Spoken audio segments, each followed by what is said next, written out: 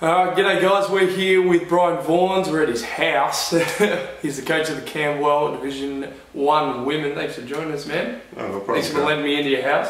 Oh, of course, man. I'll tell you what, out the front of your house though, Halloween stuff, there's skeletons, there's spiders, there's webs that are up to climb under a skeleton to get to the front door. You have to crawl in. Yeah, man. Yeah, that's it. We get into we get into the Halloween spirit here. Sure. Got to bring some flavor from home. How's the rest of the street go with the Halloween? Actually, it's not too bad. Yeah. I mean, over the past few years, it's been going pretty good. Like the people on the street have kind of, you can see it now. There's a few houses now they'll start putting their decorations each time, and nice. So it's been good. Oh, good. All right. Well, no, it's me. It doesn't matter. Okay.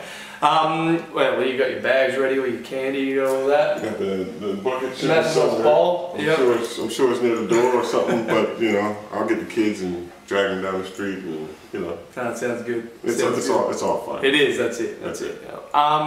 Well, we were going to do this interview at Maribyrnong. Yeah. And you were going to dunk for me. Yeah. See. Because how old are you? 46. I'm pushing it. I'm 40 something. 40 something, somewhere in the middle, maybe lower. Yeah, a little bit higher, a little bit lower. Yeah. And he said he could still dunk, and then he hurt his knee, so we're at his house. He's out of action. Well, listen. Yeah, I'm listening. Okay. I'm listening. Next interview, I will be dunking. Put it that way. Okay. Okay. All right. And that's 2 a hands. promise. That's a promise. Yep. 2 hands, 1 hand, doesn't matter. I still got it. However you want it. I'm a supreme athlete.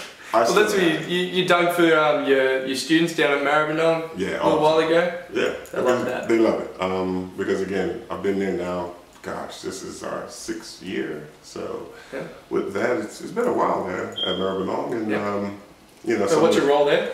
I'm the senior head coach. Right. Senior head coach, I started the program from its inception. I had 5 kids my first year. Yep.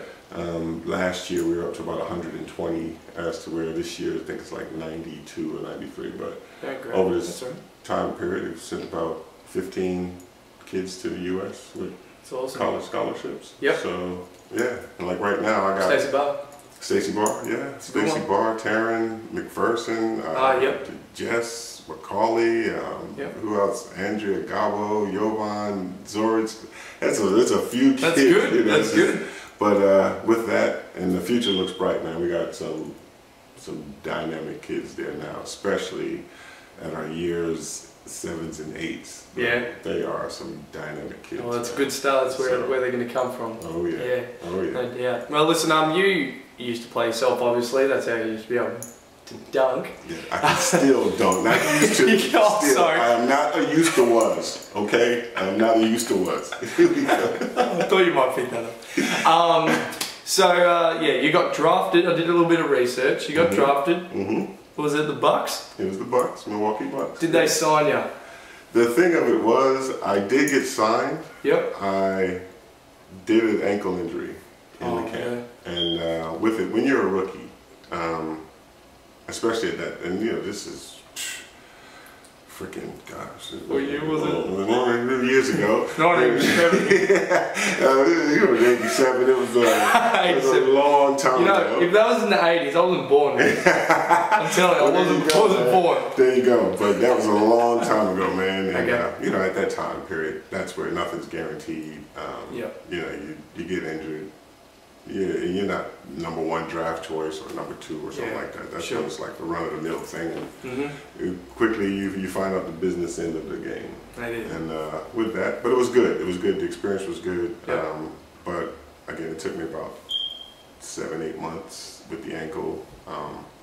Got back. Once I got back, well, it was just straight to Europe. Okay. Basically went from Europe to South America, back to Europe, to South America, back to Europe, to here, to back to Europe, and just basically traveled the world, man. Great, it's a good experience. No, it's beautiful. Listen, I'll be honest with you.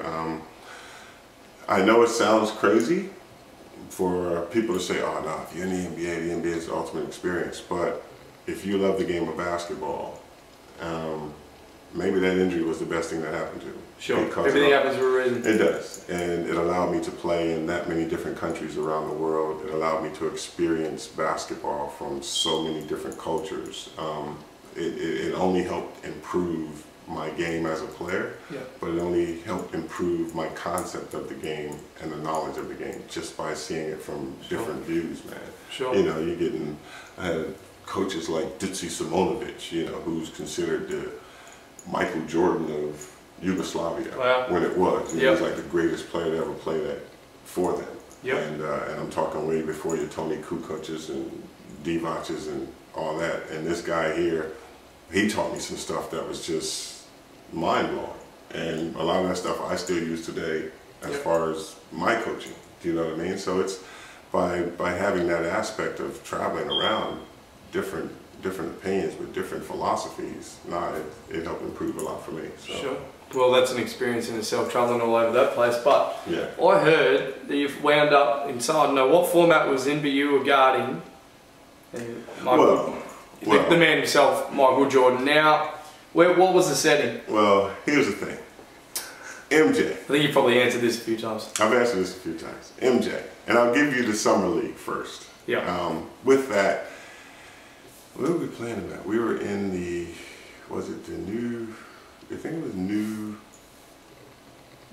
no, it wasn't Jersey, that was actually no, that was the North Carolina one. That was actually North Carolina College? It was the, no, it was that Charlotte camp. That city, cause like you got summer leagues, you got LA Summer League, you got North Carolina Summer Leagues, you got Texas, you know, but like each team or each city really have their own summer league if you got an NBA team there.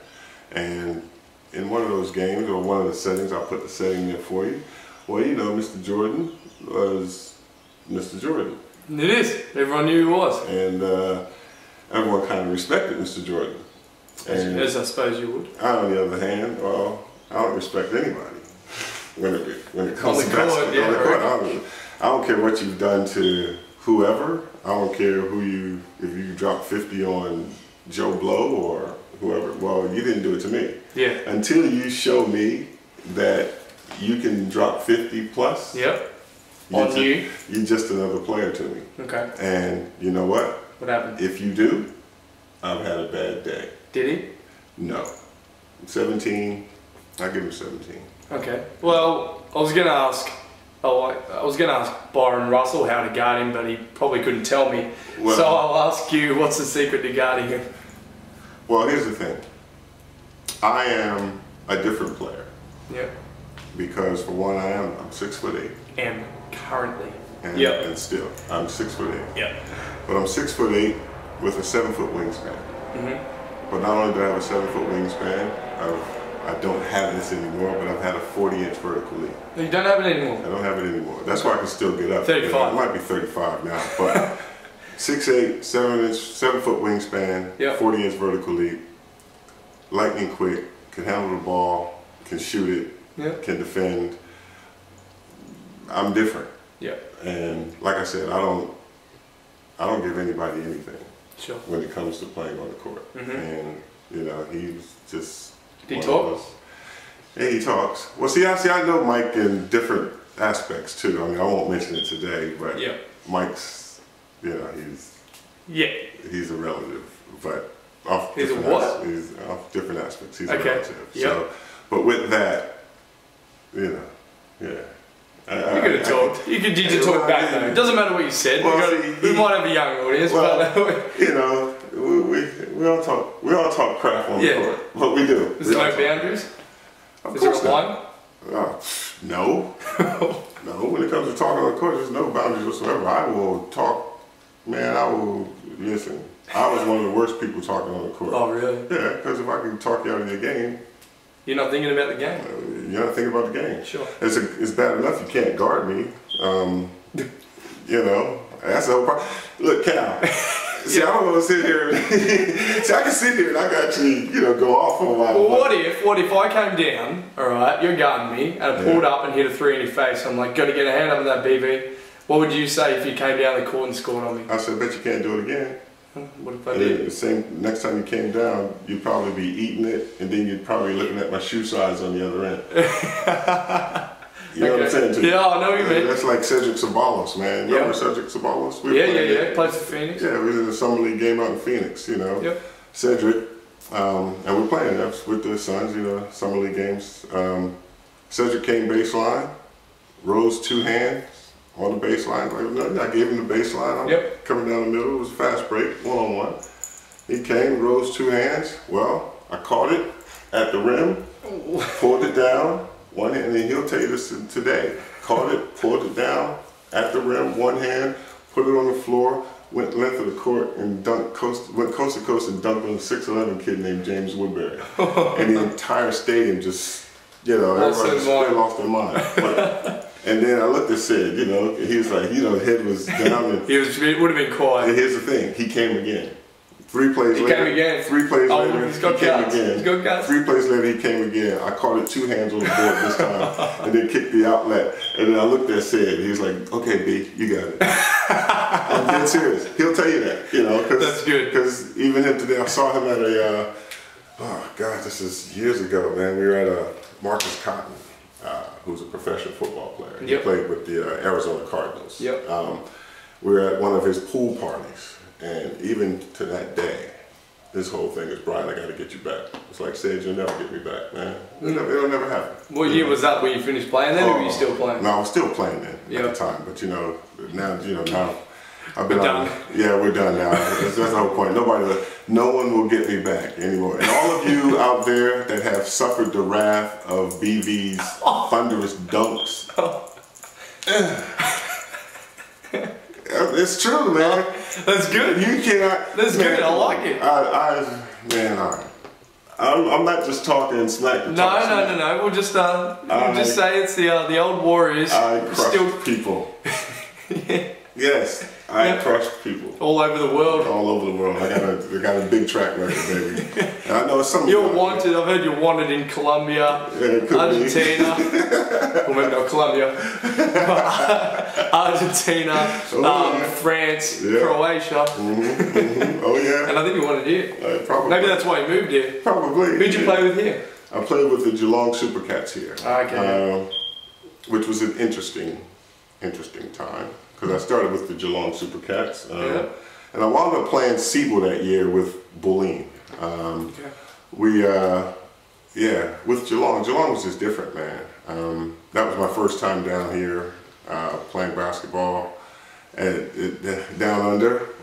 I broke a few blackboards while I was here. You know. They taught us. Oh man, like the first week of training, or the second week of training, whatever it was, we had to leave the stadium and go train over at Geelong High School. Because you snapped it off? I snapped both. Snapped the rim? No, I snapped both. Like there's remember the old magazines? They used to have these magazines. Remember how old I am? Okay, sorry, Cal. We go again. But during this time, it was, they had these magazines, Basketball Weekly or whatever it was. These little paper magazines that came out. And there's actually a picture of me in the magazine. I'm leaning on the rim and half the glass, because it was the plexiglass. So it all went psh. I snapped the rim out of the plexiglass with a half moon piece of glass. And that's why I was leaning on it, you know, the paper. That would be a wicked picture. Oh yeah, man. Guys here, like I said, I showed no mercy. But with Geelong, it was just interesting, man. I only played about 4 or 5 games. Sounds like there's a subplot. Well, I mean, I don't. Listen. You can be diplomatic. Okay, I'll be diplomatic. If you want. I don't really want you to be, but if you want. All right, well, I didn't understand training, going into a training session every day, but before you got on the court, you sat down and watched the video tape of a U.S. college. But you watched this same videotape every single day. Coach worshipped the videotape. Every single day, okay? There was... You could have gone the play-by-play. Every single day, all right? There was points in the tape where the coach in the tape would pick his nose, and you would have a look, and our coach would pick his nose at the same time. It was just... It's weird. It was weird, man. And I didn't understand that. I really didn't understand that, you know? It was just different. And so... You got in the back throwing popcorn? You could have been. That's the thing. It's you know, it was because we were watching the same. Rerun. That's tough. But we had a tough team, man. We had a real tough team. You can't watch a team like that. And that was a videotape of Loyola Marymount. who was a running gun team. But you know, that's why he wanted to mold you guys on, I assume. Well, Hank Gathers was their center, God rest his soul, because he passed away on the court. But he was 6'7", 6'8", and they ran like a deer. You know, Bo Kimball, those guys, they were pushing it. John Dorge is not going to run up and down the court. Sure. You know what I mean? He's not running in a 7-second offense. No. That's not going to happen. And like our first five, we had myself, we had Darren Rowe, John Dorge, Shane Hill, and Jim Bateman. Shane Hill. Oh yeah, the Hammer. That's my homeboy, the Hammer. We were talking about this. You probably taught him it. Oh, well, you would have only been a kid. Well, him, put it this way, me, him, and the Bow Wow Posse with Andrew Parkinson. Oh, with Parko? Oh my God. We were the Bow Wow Posse. What a freaking. Wouldn't have been able to hear you. and we barked a lot. That was the thing. No, that's good. We had fun, man. Like, even today, we're all great friends still today. So that's good. It was one of the better times. I mean, the friendships that I made, hell, me and John Dorge. John Dorge actually sent me a text this morning because he's coaching over at Epping. Okay. Or in Epping at St. Monica's High School. Right, okay. Like, we actually set up games that we'll play. Yep, sure. You know, throughout. So I'm still good friends with, I'm still good friends with a lot of those guys, man. But I just didn't understand the coaching side of things that year. Needless to say, Richard Long, me and the coach, and I won't mention his name. Yep. But we didn't see eye to eye. Right. You know, and I kind of told him to get stuff. I don't enjoy the way you run things. Well, that was the thing. I didn't get it. But then that year, I wound up playing with Bill Thomas, and because you know that was my first year out here. I got a brother that lives out here, and I hadn't seen him in years. And rather than heading off to Europe, I said, all right, well, I'll stick around, and I played Siebel that year with Boleyn, and well, we won it all. You know, it was like it was just.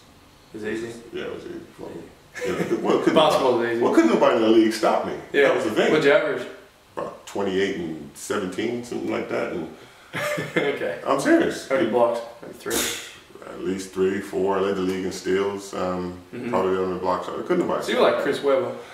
No, I'm way better than Chris Webber. I'm serious. You can take Chris Webber. I'm serious, man. I'm way better than Chris Webber. You know. See, because Chris Webber's slow, he can't handle the ball as good. You know, his jump shot is weak. You know, I got game, man. See, can you talk to him every day? Yeah, I can hear. Like, wait till your knee gets better, we'll go. I'm serious. All right, I'm ready. Okay, ready. You heard it first. I'm not bringing it into the paint, but I'm ready. You know. Yeah. Oh, well, we might get a chance to talk to you about Camberwell for a second. Cool. Because this has been good. Let's do it. Chris Anstey's obviously finished up with Camberwell. Yes. And he's, you know, focusing on his Melbourne Tigers NBL stuff now. Yes. How's the club dynamics changed? Woo. Well, a bit of a jump, but anyway. I mean, with it, Chris did a fantastic job at Camberwell, especially on the men's side of things. And last year, because me and Chris, we kind of work together with his leadership program. He does work up at Maribyrnong. Okay. And like, I'll see Chris often. But then going down to Camberwell, we used to bounce off of each other a lot. Just ideas and coaching philosophies and just kind of helping the club move into a certain direction. And I see what Chris had started and how he was trying to help the club get more recognition through its laurels, basically. And I think he's done a great job. Now I've kind of been entrusted with that. A bit more of a role in terms of because I'm the senior coach, but then it's about helping change the culture a little bit. You know, you want to be able to build the club. I'm a strong believer in building rather than buying. Sure. Do you know what I mean?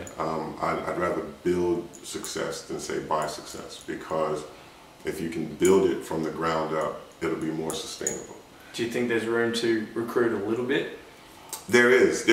Top up, if you will. Well, see, there is room to recruit and bring players in, and you would want that. I mean, you really would, but you would only want that in a sense to say, okay. And I know this might sound bad, to babysit, but it's only babysitting for a time period. Do you know what I mean? You want players, people that are serviceable, where they can still benefit and get the best out of themselves. But then at the same time, you want that service to be commendable to those that are about to come up and come through. And so if you can start to develop at the, my thing is start them early, start them 12s, 14s. Don't just let it be a thing of, and I see this with a lot of clubs.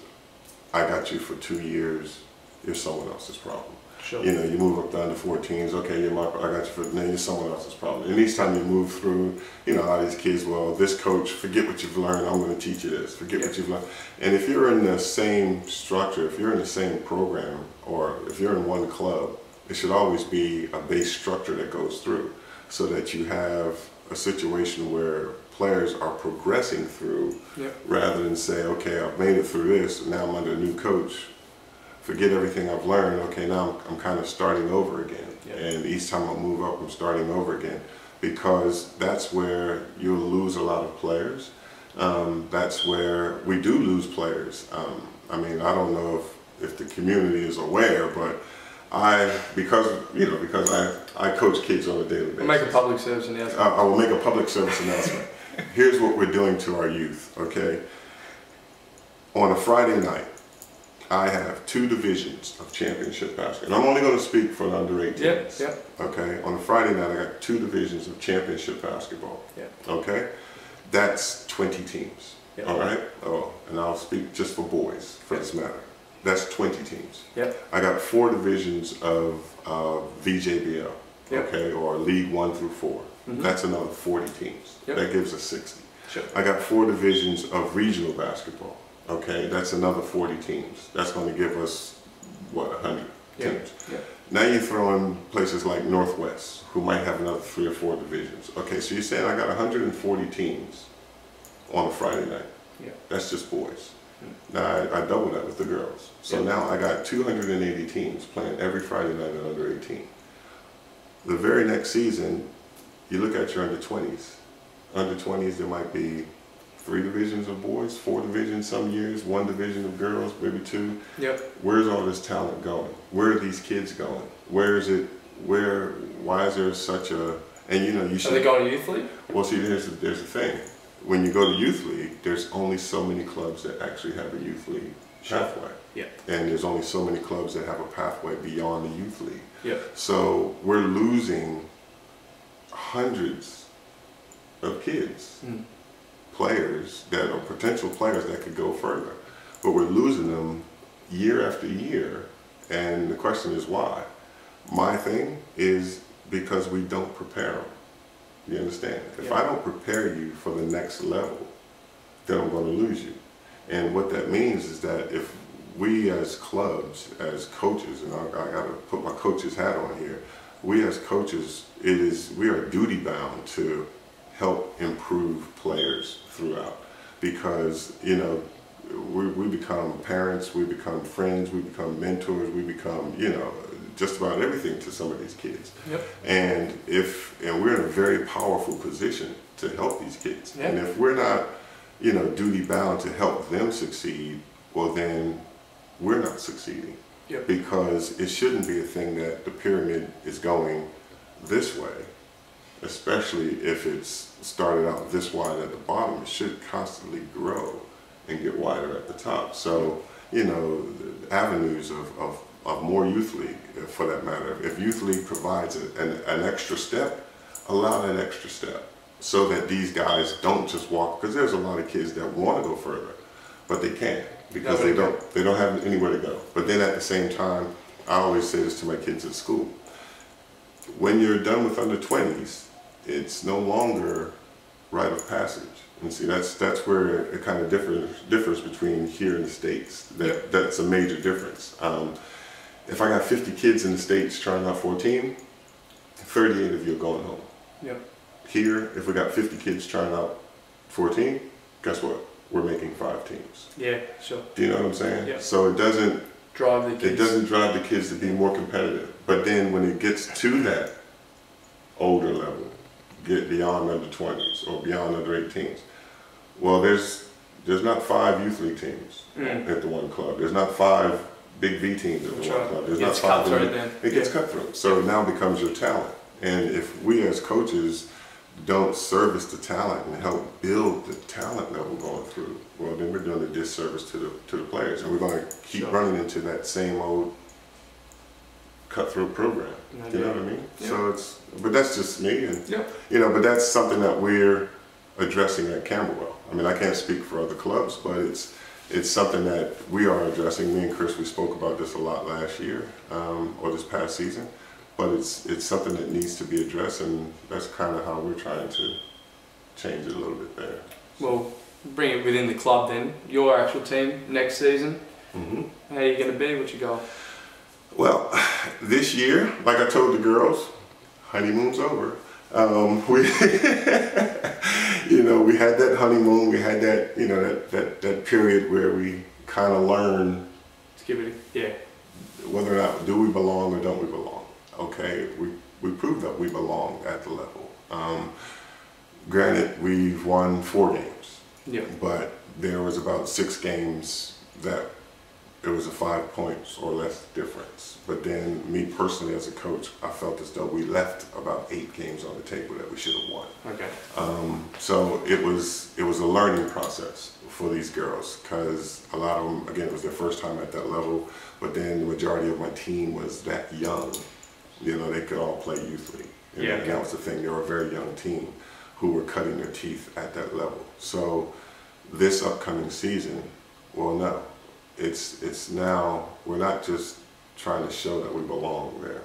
That's not me. You know, you've shown you belong there. Now it's time to get the results there. Make playoffs. And it's time to make playoffs, but it's time, even if we don't make the playoffs, give it a wins. Yeah, I'm looking for vast improvement. Is what I'm looking for. And that's the thing. But I'm looking for vast improvement. From our product. Sure. So. Well, looking forward to seeing what you can do. That would be good. Well, I mean, again, it's you know, me. Like I said, that's just me. I'm used to winning. I mean, and I'm not trying to be arrogant or anything of that nature, but I'm used to winning.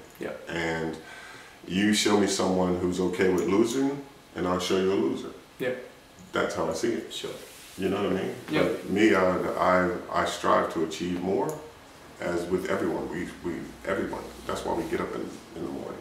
We're striving to achieve more. Hell, I want to make more money at work, so I'm going to do more. You know what I mean? I want to live better, so I'm going to go out here and run every day, or I'm going to go to a gym, I'm going to go to a health club. Everyone is striving to do more and be better, and I see sport and basketball as being no different. If you're stepping on that court, don't just step on that court to run through the motions. Go through the motions. Do you know what I mean? It's about getting better, and you know, that's where the harshness comes in too. If you're not putting it in to get better, well. That's that talent thing I talk about. You know, no doubt. Now, well, to finish up, NBA started today, airtime. Who's your tip? Woo!